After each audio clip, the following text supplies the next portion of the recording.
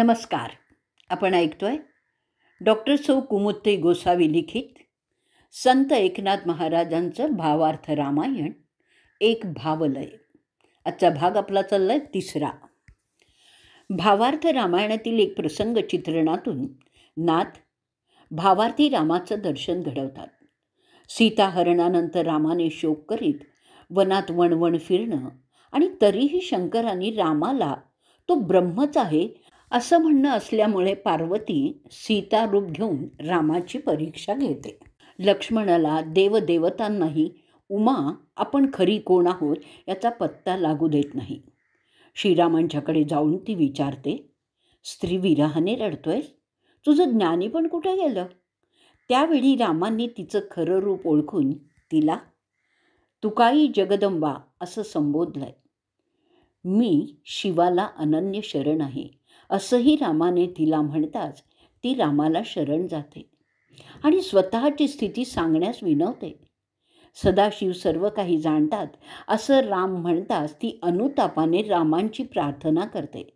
तेव्हा राम तिला गुह्य सांगतायत, हे वृक्षवेली, हे सर्व ऋषीगण माझ्या प्राप्तीसाठी पूर्वीपासून अनुष्ठान करीत आलेले आहेत. त्यांच्या उद्धाराकरता, माझ्या भक्तांच्या कल्याणाकरता मी रानावनात पर्वतोपर्वती धावतोय. वृक्षांना आलिंगन देणं चालू आहे. किती कमाल आहे ही. मलाही त्या उमेसारखंच रामाचं ते सीते सीते करीत धावणं, वृक्षांना बिलगणं अतिच वाटायचं. पण त्या पाठीमागे असा गूढार्थ असेल ते मात्र मला ठाऊक नव्हतं. रामाच्या वनवासाला जाण्याच्या संदर्भातील निरनिराळे अर्थ लावले जातातच की.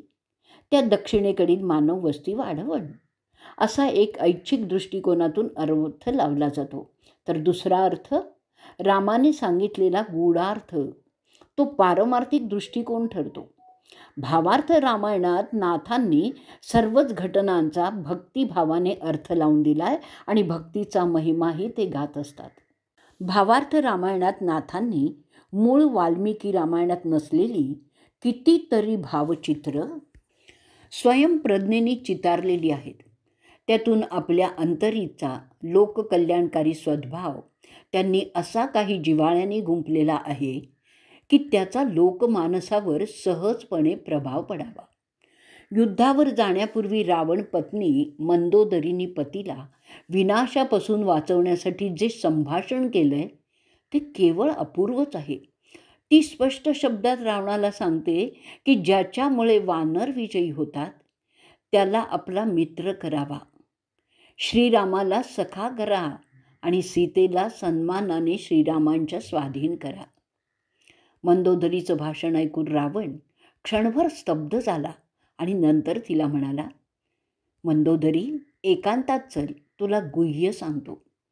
रावणाने मंदोदरीला हाती धरून एकांतात नेलं आणि म्हणाले, म्या अभिलाषिली सीता सती, म्या अभिलाषिली सीता सती, अन्यत्र मरण नरका प्रती, श्रीराम हस्ते अंतगती, श्रीराम हस्ते अंतगती, सायुज्य मुक्ती सहजची.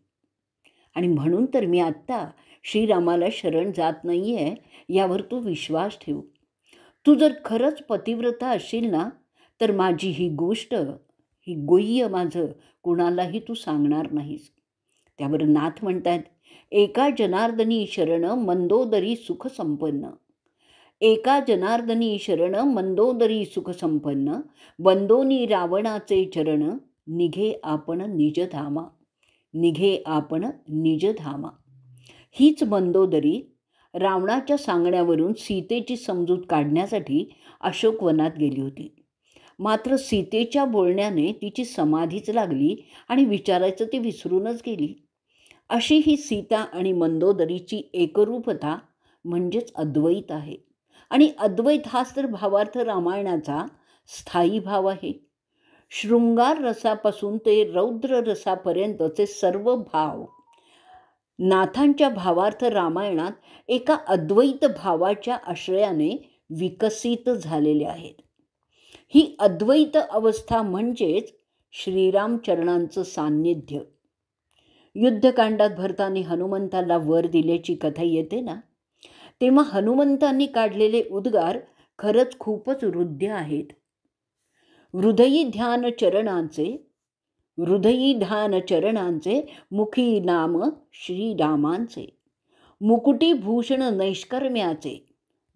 भूषण नैष्कर्म्याचे तीर्थ रामाचे परिहर. श्रीराम चरणांची विलक्षण ओढ ही त्या अद्वैताचीच गोडी आहे.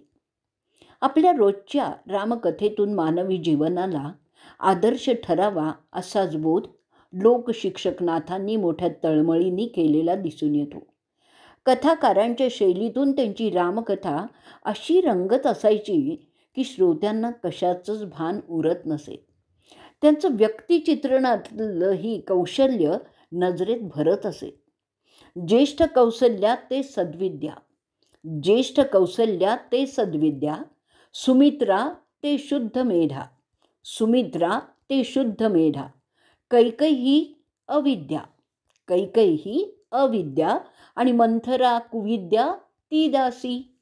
याप्रमाणे राजा दशरथाच्या तिन्ही राण्या आणि कैकईची दासी मंथरा यांचं हे प्रतिकात्मक वर्णन एकेका शब्दातून त्यांच्या व्यक्तिमत्वाचा अचूकपणे वेध घेतं. कौसल्या सद्विद्या कशी, सुमित्रा शुद्ध मेधा, तर कैकई ही अविद्या आहे आणि मंथरा ही कुविद्या कशी हे उकलून सांगण्याची खरं तर गरजच उरत नाही. नाथांच्या भावार्थ रामायणाची भाषा ही लोकभाषा आहे.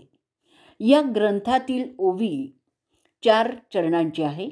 शिवाय प्रसंगानुरूप, अनुप्रास, रूपक, दृष्टांत असे अलंकारही त्याच्यात आलेले आहेत. एकंदरच काय की नाथांनी विशाल कॅनव्हासवर रामकथा अंकित केलेली आहे आणि तरीही त्यांना संक्षिप्त विस्ताराचं भान आहे. तसं आपल्या लौकिक जीवनाचंही त्यांना संपूर्णपणे भान आहे.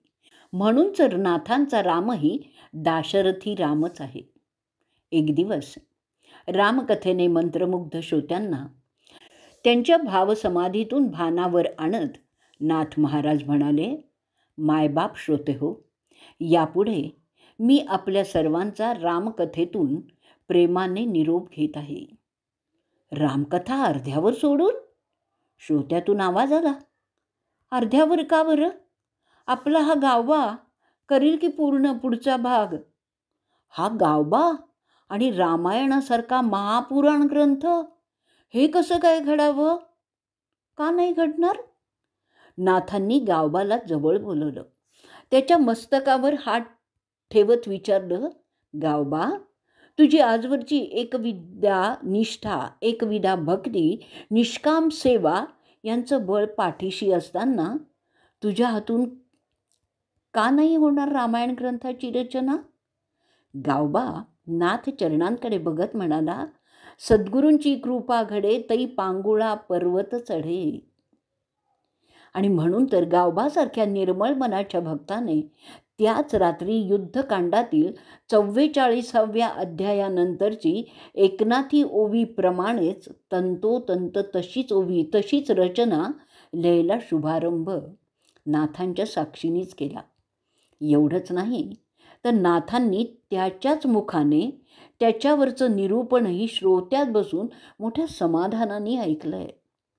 नाथांच्या रसाळ वाणीला आणि लेखणीला अंशानेही उणेपणा येऊ न देता रचना आणि निरूपण सेवा अत्यंत मनपूर्वक करणाऱ्या या गावबाचा खरं तर भक्त गौरवच होता. गावबाने केलेल्या नाथांचं अनुसरणही डोळसच होतं.